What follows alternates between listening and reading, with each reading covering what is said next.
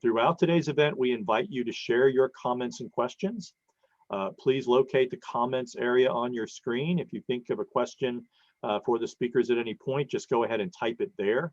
I will be monitoring the chat for questions and hold them for the discussion portion at the end of the event. A word of introduction is in order. My name is Ken Hicks. I'm the Department Head of History and Political Science. I'm primarily a political theorist by training, but I'm also interested in several aspects of the American foreign policy process, particularly intelligence policy. I have been a faculty member at Rogers State University for the past 21 years. Now allow me to introduce my colleague, Dr. David Bath, who joined the RSU family in 2018. His areas of specialization include the Cold War, military history and intelligence, and of course, America's nuclear missile processes as well, among others. He earned a PhD from the University of Texas A&M following a 21-year career in the U.S. Air Force, where he served in a variety of capacities, including early on in the as a missileer, I guess is what you call it. And then also he served as the Deputy Director for Intelligence for Air Force Intelligence, Surveillance and Reconnaissance Agency, the Chief of Counterterrorism for the U.S. Central Command deployed. David's wealth of practical experience is a welcome addition to RSU's history program. We're here to discuss assured destruction, building the ballistic missile culture of the U.S. Air Force, which was published in 2020 by the Naval Institute Press. So, David, you entered the Air Force in the late 1980s and began as a missileer, but then ultimately spent a great deal of time working in intelligence. What drew you to want to study the missile service academically? The initial plan for the book was going to be a study of missileers during the Cuban Missile Crisis. The Cuban Missile Crisis was the first time in history that anybody has ever actually been faced with the requirement to be able to destroy the universe. So all power and yet no power, because you're not given the ability to do so unless somebody tells you. So it's this weird contradiction between having this ultimate power and no ability to use it. But what I found out was all of that information is still classified, so I had to come up with a new perspective. The perspective that I gained was that during the creation and the early use of nuclear missiles, this whole missile culture was surrounded by political maneuvering, and this political maneuvering had a long-term negative impact on both missile development and operation and those who worked with them. So, and it created a whole new direction to move. So I think if you'd met me earlier, we would have had a much more fun book to write about the rival cultures within the Air Force and just how much the subcultures at work in the Air Force collided with one another and got in the way of what was a very important mission. So the title of your book comes from sort of a broader American targeting doctrine that emerged in the 1960s, the idea of mutual assured destruction, which kind of referred to the idea of developing a sufficiently redundant nuclear capacity that any attempted use of nuclear weapons would result in the infliction of unacceptable damage to one's opponent. So how does that title play? You kind of laid out in broad terms. How did that title? What inspired you to come up with that particular title? Okay, so I will admit I'm a little embarrassed. My title was Apogee, which is when you launch a missile. The apogee is the point where it reaches the highest point it will go to, and it starts to fall. Because I said the Air Force missile program went up all the way to the Cuban Missile Crisis. The Cuban Missile Crisis was kind of the apex, at which point both the Soviet Union and the United States determined, hey, we really don't want to have a nuclear war. They shove it to the side. And then the Air Force, who had been fighting to gain control of the nuclear missile, now said, oh, well, we want to keep the strategic air mission here. Now you're just support. So that was my initial plan, but the publishers wisely said nobody knows what Apogee means. So the assured destruction is kind of a dual. The missiles are supposed to assure destruction, and yet the way they were created assured their destruction. Nice play on words.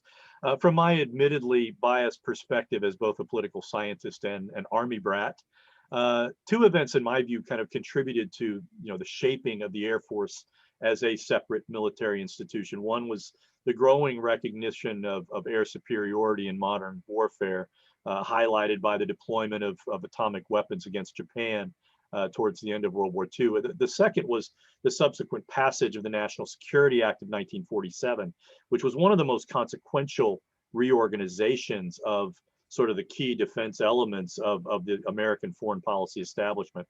What was the original mission of the Air Force when it was created? So I'm going to be like a politician. I'll answer your question, but I will go ahead and answer other things that I want to throw in there. There you go. So the initial plan for the Air Force was control strategic air, was to be able to control the air. And it's intriguing that even while the Air Force was part of the Army, I'll go back. In World War II, the Germans created or started to create the atomic bomb, which then convinced the United States we have to create a bomb because they're going to have this bomb that is super powerful and we have no defense against. The only way to defend ourselves is to create our own bomb to threaten them. Well, intriguingly, the Germans decided that the war was going to be over before they could build the bomb. And they were correct, because the Germans actually surrendered May 7th, and the US Trinity test, where we proved that the atomic bomb would work, didn't happen until July 16th of 1945. So we create the atomic bomb because of the Germans. We also create the ballistic rocket because of the Germans. Initially, Robert Goddard came up with the idea of the ballistic rocket back in World War I. 1914, he comes up with his first patent for a rocket. He offered the rocket to all of the US military services, and they all said, "You're a loser, we want nothing to do with this, go away." So the first people that were interested either in the rocket or the atomic bomb are the Nazis. And after the war, well, during the war, we create the atomic bomb. After the war, we start competing. So we move straight from one war to the Cold War with Soviet Union. And both the Soviet Union and the US rushed into Germany to steal their best scientists so that we can build our rockets and we can build our atomic weapons better than the other side. So in this rush, the Air Force is still part of the Army. Everybody realizes nuclear weapons won World War II. I mean, they are the end of the war. Yeah, I'm sorry. They bring Japan to the point where you say, all right, we're going to surrender. So nuclear weapons are the end all be all of weapons at this point. And every service realizes that we have to control them. If we don't control them, then we're secondary. And so the Air Force sits down, or at that point, the Army, 3 different parts of the Army and 2 different parts of the Navy say, right now the Air Force, or the pilots are the only ones that can deliver this atomic bomb. But we have these rockets, and these rockets are better than the planes. So there are 5 different groups that struggle to grasp control of the rocket so that they can take control of launching a nuclear weapon. In all of this, so they're fighting amongst each other in all of this, the Air Force becomes a separate service. And that's what makes it really interesting, because the Air Force is terrified of the ballistic rocket. If the Army retains control of the ballistic missile, then the mission of the Air Force to deliver the atomic weapon could go away. And if the mission of delivering the atomic weapon goes away, the Air Force could go away. So they see this as an existential crisis. They have to control the missile, even though they're scared of it. Conversely, the Army says, well, the Air Force, and especially under the Eisenhower administration, the Air Force is the service that gets all the money, all the power, all the credibility, because Eisenhower is cutting down the other services to support the nuclear mission. And so the Army says, oh man, we have to control the ballistic missile so that we can take the nuclear mission. To not be left out, the Navy says, oh no, we have to control the nuclear mission. So you have all this infighting between the services to gain control of who gets to operationalize the nuclear missile. So the initial operation is strategic air power, but it quickly develops into who gets to control this atomic weapon and how do we do it. So for late arrivals, just let me note again that you can type your questions into the chat field, and that we will answer those questions as soon as we get them. I think your comment to this point is suggesting two important things about sort of, defense, bureaucracy, and that is that they hate innovation, but at the same time they recognize that certain innovations can change the very landscape of the battlefield. In the interwar periods between World War I and World War II, only a few people really foresaw the extent to which air power would dictate the outcome of World War II. And so I think that's, to me, that's sort of the essential tension that kind of runs through your book, right? And it is fascinating to me that you see, in my mind, not one, but two revolutions in military affairs in a 20-year period. So you have the creation of the atomic weapon, and actually three probably, because you have the creation of the atomic weapon, then you have the creation of the nuclear missile, and then with the coming of the Cuban Missile Crisis, you have the recognition that no one really wants to fight a nuclear war. So you go from atomic bombs to atomic missiles to let's put these away. Yeah, and when you look at the Cuban Missile Crisis, I think what you're really seeing going up to the Cuban Missile Crisis is sort of a war of position, where we began that period with a real preponderance in terms of the ability to project nuclear power. I don't think the Russians had a credible, I mean, yes, they launched Sputnik, and Sputnik kind of agitated us, but put us in a position where we had the money to spend. And where, it was, to me, I learned this in other areas, but, Kennedy ran for president in 1960 talking about a missile gap. But when he got into office, McNamara, as Secretary of Defense, was like, no, there's no missile gap here. We got plenty of missiles. There was a missile gap. Yes. It's the opposite. That's right. We had all of them and they didn't. It is, yeah, it's, I think that's the part that is amazing about this story. So in 45, nobody has any idea of missiles. So by 48, you've seen the Germans use missiles, but no one has their own. Correct. So by 48, everybody is trying to build their missiles. The US military, like I said, huge debates between the services. The Democrats and the Republicans are at each other's throats saying, well, you should have done something better to get us there. And when they see that the Soviet Union is developing missiles, they are even more terrified. So all of a sudden, it is fling millions of dollars, whatever it takes, build these things, because if the Soviets get them before we get them, we're all going to die and we're going to go away. So now you have all, this huge push. And in fact, they get Eisenhower to say, this is the number one thing. You will build nuclear missiles. Whatever else falls off the table, but you will do this. And while they're in the process of building this, they decide, oh no, the Soviets could beat us. So if we come up with IRBMs, the intermediate range missiles, we can build those faster and maybe they won't beat us. So we're already building the ICBM, the one that will go intercontinental all the way to Russia from the US. And then they say, okay, somebody needs to build this smaller one. Well, again, you have all this inter-service warfare.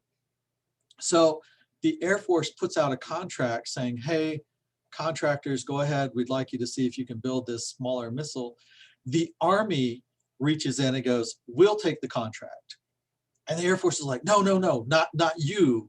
This is supposed to go to other people. Well, it goes to court and the Army wins.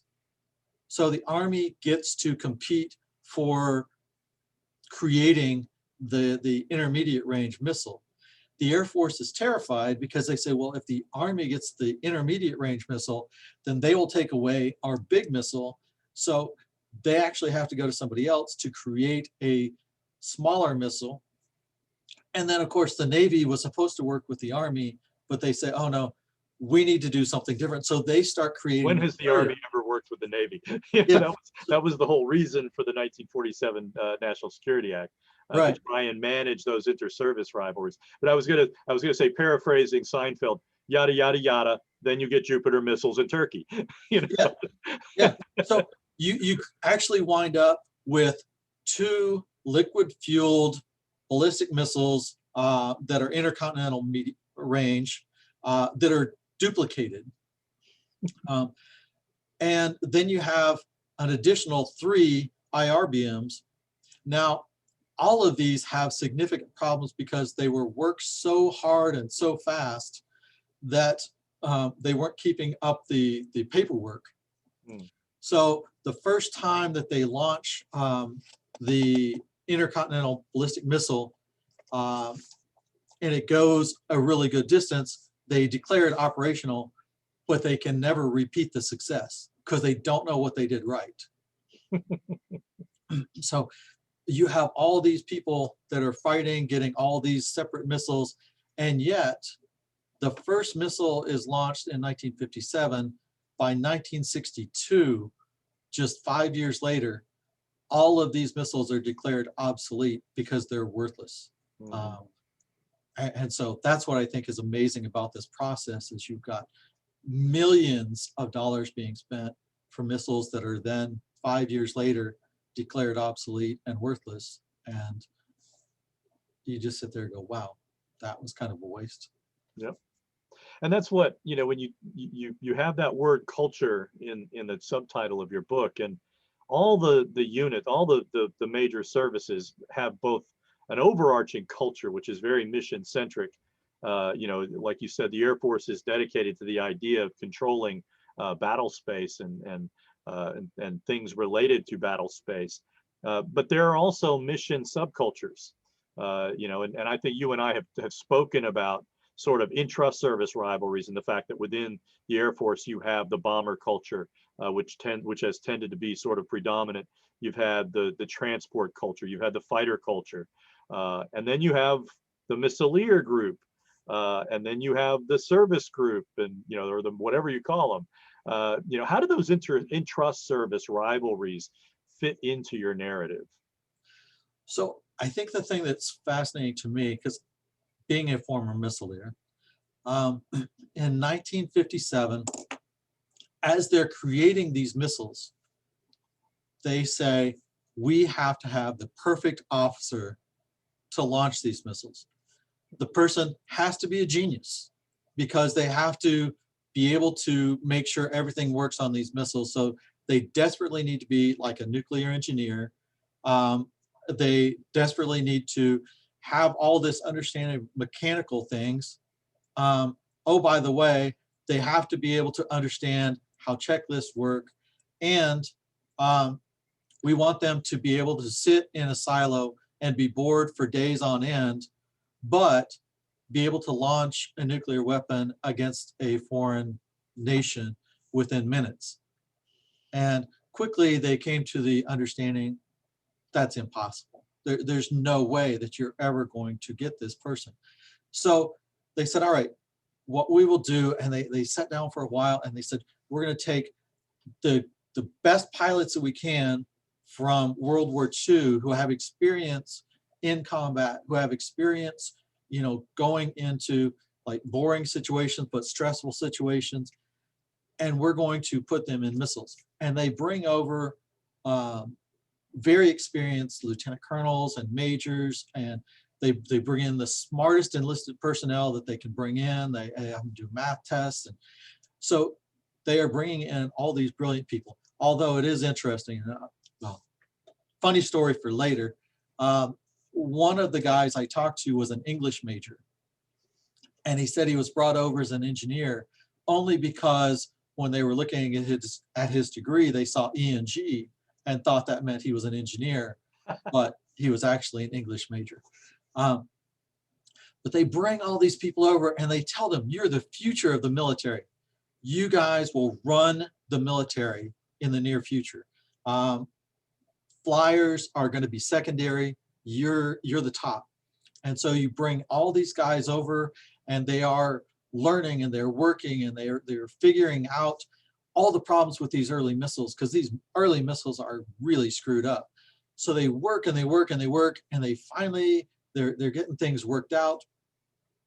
1962 happens, Cuban Missile Crisis happens. The senior Air Force guys never wanted missiles to be successful. They really want pilots. So when 1962 happens and the Cuban Missile Crisis happens and the politicians go, oh, maybe we really don't want to have a nuclear war with nuclear missiles, the pilots are ecstatic. And then we roll into Vietnam and they start pulling all of these pilots out of missiles and back into the cockpit. So now who is going to run this, future of the military? What they do is they grab all the second lieutenants that they can and they throw them into the seats. And so you've gone from people with 15, 20 years of combat experience, or experience with at least 4 or 5 of those being combat experience, to brand new guys who just walked out of college and have never seen combat in their lives. And so it's a huge, huge transition and huge perspective difference between we need our best and our brightest, and we've got to make these people, give them anything they want, to, hey, shove that lieutenant over there and tell him to sit down and keep his mouth shut. So it's fascinating the differences you see in that 5-year period.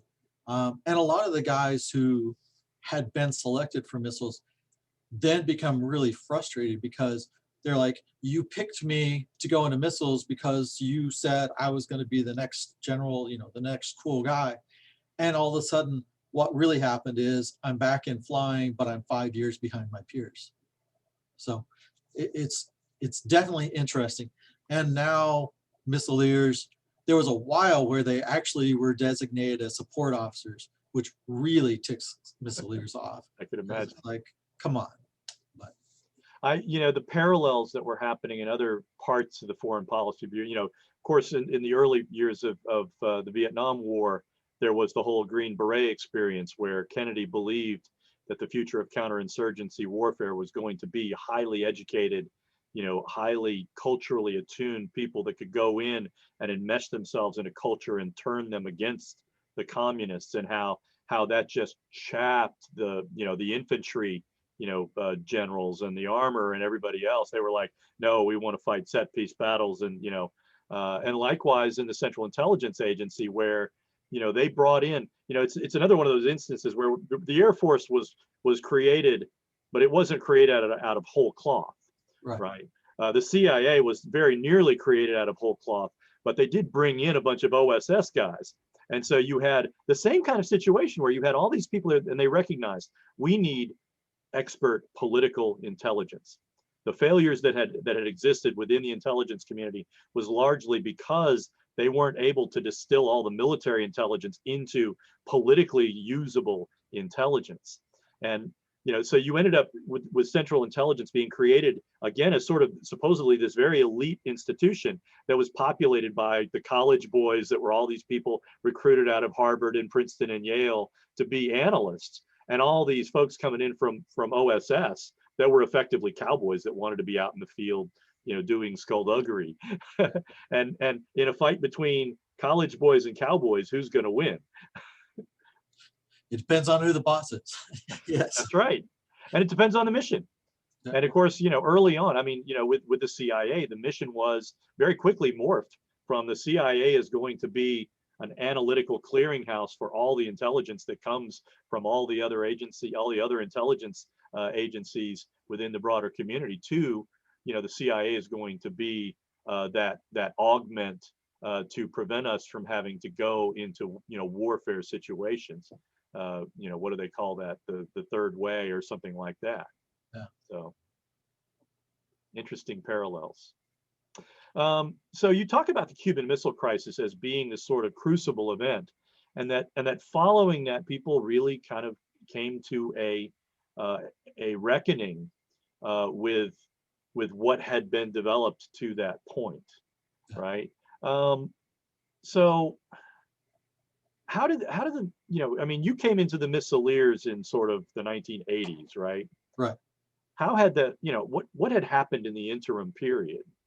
That you learned from people that were more grizzled and had lived through that period?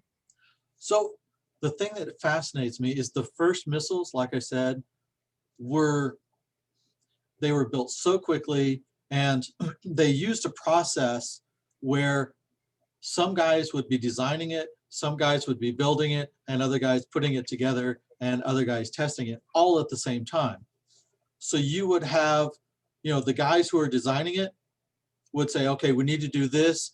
And as they're building it, the guys who are designing it go, oh, wait, we want to make this change. And so they would change a part, but that change would entail creating a whole different group of parts because that first part wouldn't work or fit. So this first group of missiles was just a mishmash. They were able to design a solid fuel missile, which then got rid of the early ones were liquid fueled, very dangerous. They were really concerned because they would explode easily. And so you had the first Missileers were very much into, we have to, think quickly, come up with different ideas. But they came from SAC, and SAC's main concept is you will have a checklist, you will follow that checklist. And so as the Minuteman came into being, which amazingly enough, you have all these other 5 missiles that have been developed, and they are all still being built in 1962. In 1957, they came up with the idea of the solid fuel missile, but they said, you know what, we can't really move on that really quickly because we've got to get these other missiles built. So they start doing the plans, and they approve them, and they start working it.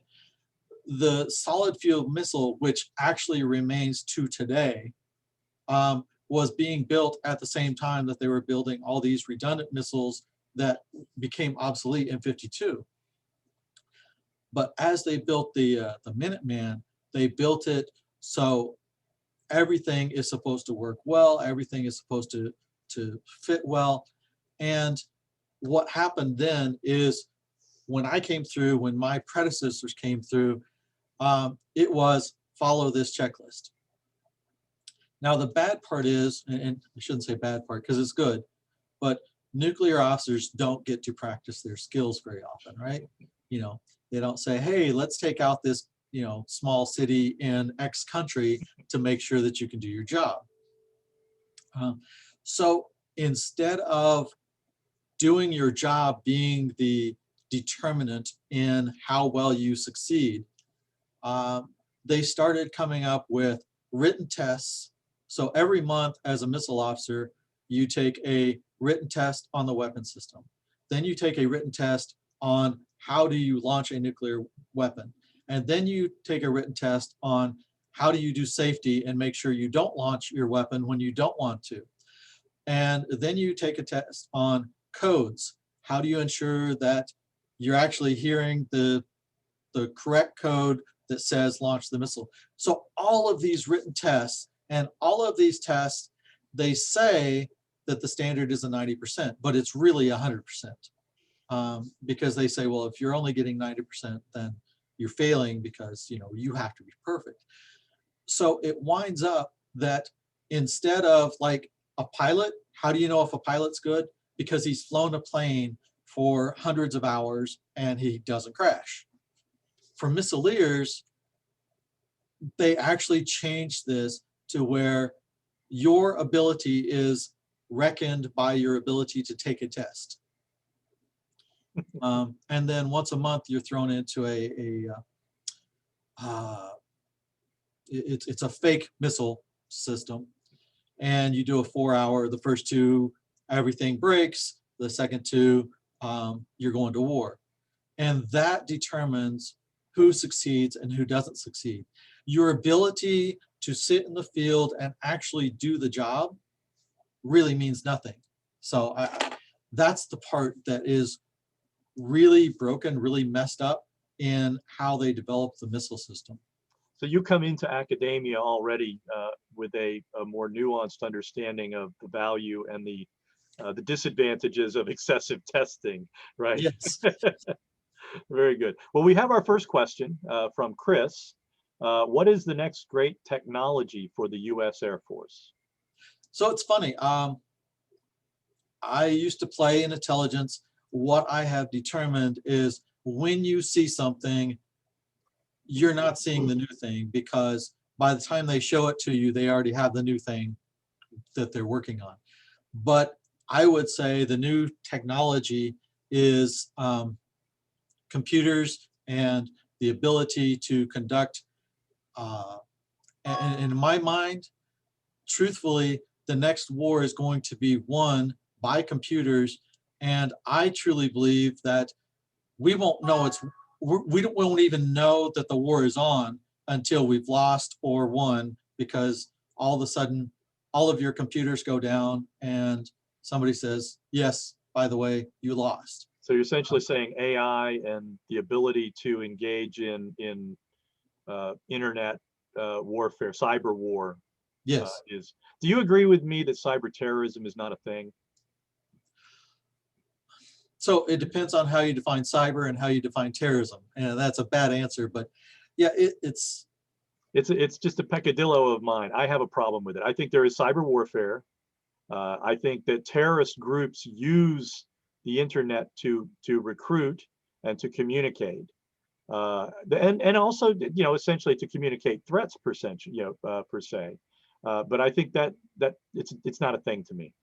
So it's just one of those things I don't like. So what do you think about drones? Do you think drone? I mean, you kind of fast forwarded past that part of what we're seeing, which is, I guess, the known of the new technologies. So it's funny, the initial draft of the book, I talk about that the Air Force learned a horrendous mission, learned a very bad plan. And their plan is you take the new technology that threatens you, you grasp it tightly, and then as soon as the politicians aren't looking, you slam it to the ground as quickly and hard as you can. And I show that missiles, they elbowed everybody out of the picture, got control of missiles, and as soon as the politicians weren't forcing them to care about missiles, okay, your support. Yeah. And then we start to see space. Space is the new mission. The space is the new horizon. And you see the Air Force going, no, we handle air and space. So the Army doesn't need it, the Navy doesn't need it, Marines out of the way, this is ours. And then as soon as they gain full control of space, they go, okay, space needs to be used to support the aircraft, right? And then drones. The Air Force actually did not want drones. The CIA were the people who created the unmanned aircraft for use in a combat environment. Because when the Air Force was asked, hey, do you guys want to do this? They said, no, no, that's not worthwhile. So the CIA takes it, the CIA runs with it, and all of a sudden the Air Force sees the CIA getting a lot of credit for doing things in the air, and they go, oh, well, stop. No, that's ours. Yeah. And the CIA said, well, you didn't want it. And they said, no, no, this is ours. So they take it. And then you have the Secretary of Defense, who was a former CIA director and watched how the Air Force said, no, we don't want it, to we want it. He then goes back and goes, I've noticed that all of your UAV pilots are not getting promoted. I thought this was an important thing for you. You need to start promoting them. And the Air Force went, oh, yeah, they're very important. But what we see is this constant trend of grabbing it, anything that threatens the strategic air mission, the manned pilot mission, the Air Force grabs, holds tightly to the chest, and as soon as they have a firm grasp and nobody's looking, slam it to the ground. And of course, they've only just begun to actually give air patches for the UAV pilot groups, you know, and I think it's interesting too. I was going to mention, well, I'm going to go to Michelle's. I was going to say something about Kennedy and, you know, the proposal to go to the moon, and the whole idea that you know, to a large extent, NASA was a way of you know, trying to depoliticize the idea that we were going to get to space first because we didn't want to fight a war in space. Yeah. So I will say, and just because you kind of threw out this space race, it's funny because when Sputnik goes up, everybody in the US freaks out. Oh my goodness, they have launched a satellite. Therefore, since they've launched a satellite, they can kill us all because they can build a missile. It's funny because the hardest part of building a missile is not launching something into space. The hardest part of building a missile is bringing it back into the atmosphere without burning up. Yeah. So the Soviets created Sputnik, and they say, we have created a nuclear missile. Years afterwards, we start delving into the Soviet abilities. They didn't have the ability to bring a missile back down from space until well after the US did. So we got all freaked out saying, oh my goodness, they're ahead of us. But really, they were just ahead of us and getting up. They never got it back down. And it's one of the things you learn when you study intelligence, that a lot of times the things you don't know provokes these you know, vivid, you know, fearful things that cause you to overreact. We've got a second question from Michelle related to the whole space thing, and that is Space Force still a thing? Will it grow, or will it all just be Air Force? So the Space Force is a thing. It's funny, the Chief of Staff of the Space Force was in missiles in Grand Forks at the same time I was. So he was one of our instructors. It is under the Secretary of the Air Force, so it'll be like the Marines and the Navy. I think it is to the point now where I don't think the Biden administration will kill Space Force. I do think there is an actual mission for the Space Force because they need to have the ability to say, this is important other than supporting air or other than supporting ground. This is something we need to focus on. I think the near Earth ability to navigate near Earth and to manage satellites and to protect satellites is going to be an important military mission. I think, you know, one of the fact that China is increasingly developing technology to take out satellites is, you know, is a serious challenge, and I think that has to be dealt with. And I'm sure there are a number of very smart people within the military working on those problems, because you know, you and I both know that it's easier to blow stuff up than to protect it. Yes. So, And we found that out with, with the recent, the recent Russian hack. It's easy to hack in. It's really hard to impose costs on hacking in. Yeah. And And I we was going keep, to say, oh, you go ahead. right now we have treaties that say you cannot attack satellites in space. You're not supposed to take any warfare stuff to space. But we see how well that did when they created a treaty that said we will have no war after World War I. So Exactly. It's all positional until people feel sufficiently insecure that they feel that they have to act. It's the security dilemma, just written into space. Uh, you know, so let's see. So once again, throughout today's event, students and anybody listening, we invite you to share your comments and questions. Please locate the comments area on your screen. If you have a question for the speakers at any point, just go ahead and type it there, and I'll be monitoring the chat for questions and bring them up as they arise. So, what are the broader lessons that we can derive from reading Assured Destruction? So I will start out by admitting I really like President Eisenhower. I think he was a good president. Eisenhower amuses me and amazes me in that throughout this entire time, everybody is flinging dirt in the air, screaming, we're all going to die, we're all going to die. Eisenhower keeps saying, no, no, we're good, we're fine. It's not that big a deal. Yes, the Soviets put a satellite in space, but that's okay because, it's not about putting a satellite in space. We're getting there.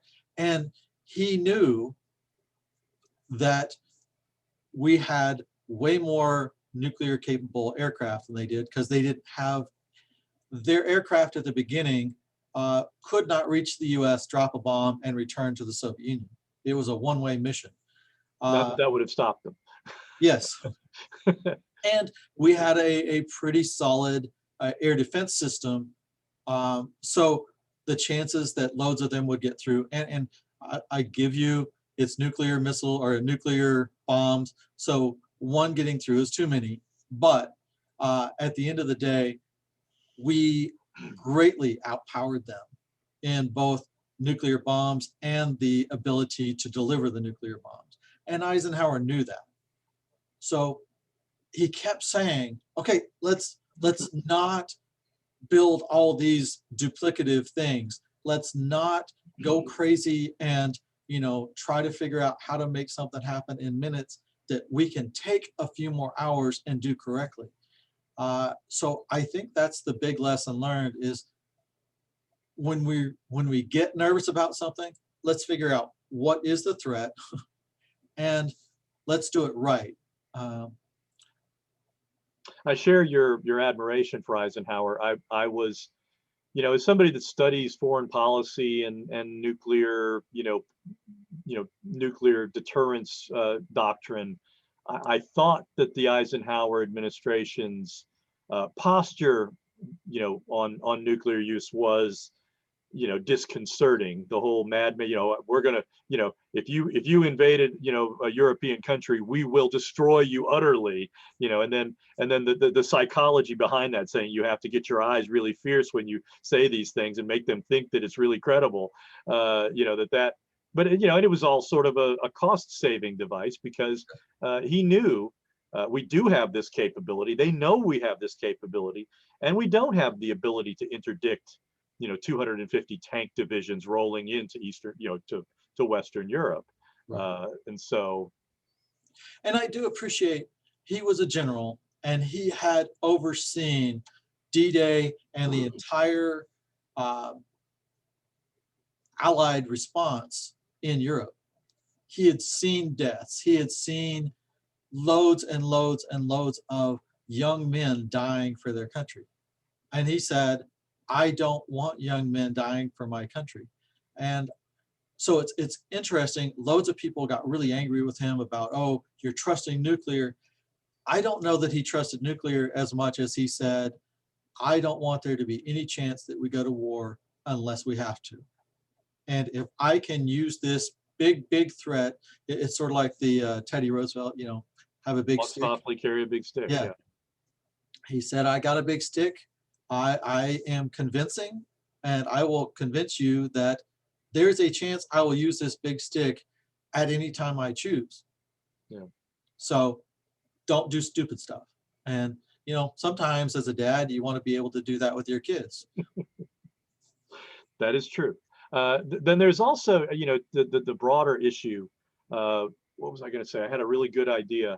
No, looking at sort of the, studying military leaders that have risen up into, high positions within American government. Typically, they are typically far more risk averse in terms of the use of military force than our civilian advisors. And I think we saw that in the run up to the Iraq War, where as Secretary of State, Colin Powell was the one voice within the Bush administration telling him, look, we need to be cautious here. We are going to find ourselves, occupying several countries in a region of the world where we really are not liked. And I think that, had he been listened to, we are, the Bush administration's policies might have been a little bit more prudent, and we would have found ourselves with a much less costly investment, again, in a region of the world that is still politically unstable. Yeah. And I do think you are correct. I remember while I was in the military, Madeleine Albright saying, why do we have this big, wonderful army of yours if we're not going to use it? Yeah. And I do think when you are a squadron commander, when you are, in a unit and the guys who are going to die, it does make it real. It's no longer numbers on a screen or numbers on a piece of paper.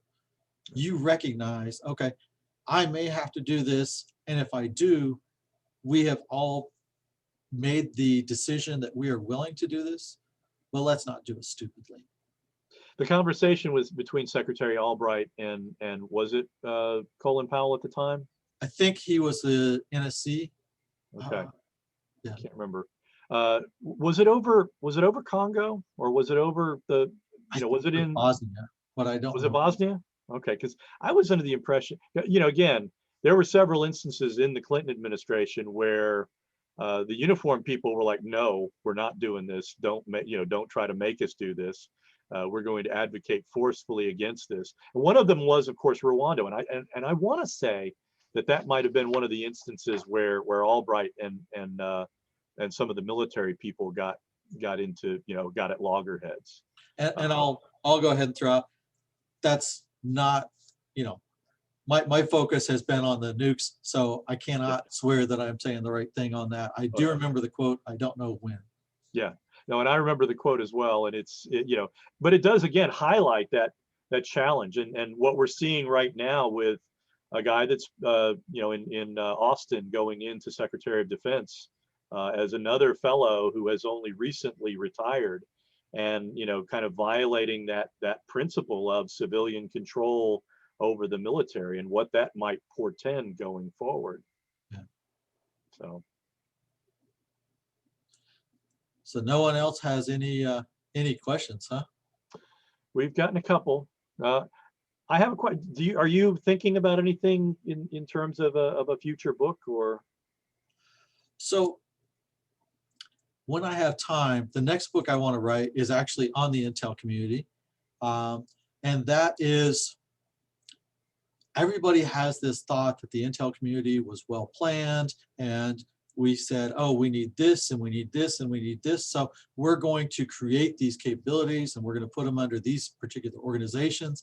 What really happens is, and you said it with CIA, you have the Army and the Navy signals intelligence guys can't get along with each other and won't share their information. So the Department of Defense says, guys, I own both of you. I'm going to create an NSA and you will talk to each other because that person will determine your budget and your hiring and firing. And all of a sudden, amazingly, they talk to each other. Then you have analysts who are not talking to each other. So the Defense Department says, I'm creating the Defense Intelligence Agency. You guys will talk to each other. Intriguingly, they create CIA and they say, okay, you're going to, as you said, gather all the intelligence from all the other places, and then you'll present it to the president. The problem comes, they don't give them authority over hiring and firing, and they don't give them authority over budget. So the CIA goes to NSA and says, all right, you give me your information and I'll give it to the president. And NSA said, no, I'm giving it to the Department of Defense, and they give it to the president. And they say, okay, DIA, you give us your information. And they say, no, you can't really do anything to us. And so CIA actually has to develop their own collection capability to provide something to the president, because they don't have the authority to make anybody else do this stuff. And so it's kind of a jumbled mass that works amazingly well only because we have brilliant and hardworking people, not because somebody thought out this amazing, brilliant plan. Yeah, and of course it is balkanized, and but again, almost deliberately so. I think the people in the 1940s were saying we need a more consistent intelligence capability. What we don't want to create, though, is a Gestapo, and so they didn't want some centralized. And of course, even there, they're idealizing the Germans, because frankly, the Germans were every bit as riven by different rivalries and everything else. So we've got one more question from Michelle, and she asks about the Iron Dome, which is the Israeli air defense system. Will it not actually work against ICBMs?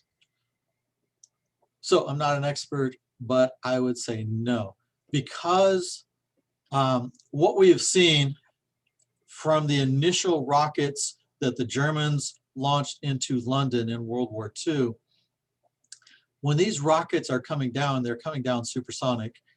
And how do you stop them? Now you can attempt to maybe stop them with a laser, or something that moves faster than the speed of light, or at the speed of light. But the problem still comes if you hit a nuclear missile with a whatever, and you blow up, you blow up the missile, then you still have a nuclear bomb flying at the speed of sound, directly at you, heading in whatever direction it was heading in. It's like the Star Wars problem, right? How do you shoot? It's like trying to intercept a bullet with a bullet. Is one of the the physics of it that I've heard some people talk about. I've got a fourth question from Chris. Which president do you feel best utilized the intelligence community? That's a really interesting question, and I will cheat, because you got me on that one too. I will cheat. The answer is we have no idea, because outside of the intelligence community, you never hear of successes. Yeah. The only thing you hear about are failures, because the successes we're not going to tell anybody. Eisenhower had things that were successes at the time. And I'll be cautious with this, but we managed to assassinate several people. We changed several governments. We influenced the elections of several countries. We did that under Truman as well, I think. Yeah, and that's the difficulty, is the only time you know about this stuff happening is later when things erupt and they're like, oh, you screwed this up. So we have no idea how many successes the intelligence community has had. One in collection, and two in reaching out in operations. So we've done some super, super cool stuff that I know about, but I also know that there's some amazing stuff that I have no idea about. So, and then we also know, which presidents misused the intelligence community, and there, of course, I think Trump attacked the intelligence community from the start, and I think George W. Bush had a problematical relationship with the intelligence community as well. I think his dad, on the other hand, having been a former director of Central Intelligence, was probably a lot more respectful and probably a much more capable consumer of intelligence than most of the presidents that have occupied the White House since. Although I thought you were going to go with like Johnson and Nixon, who used the intelligence community against the U.S. Correct. Yeah, not big fans of either of those fellows. Let's see. I think we have to mention one more time that this presentation is being recorded, and that the recording will be made available later on the RSU Library's YouTube channel with closed captioning. So we welcome you to revisit the presentation yourself and to share it with friends, family, classmates, and colleagues. Do you have any closing comments? I will say, if you're interested in the book, you can buy it in a really expensive way from the publisher. And I probably shouldn't say this, but if you go to Amazon, it's like $8 less.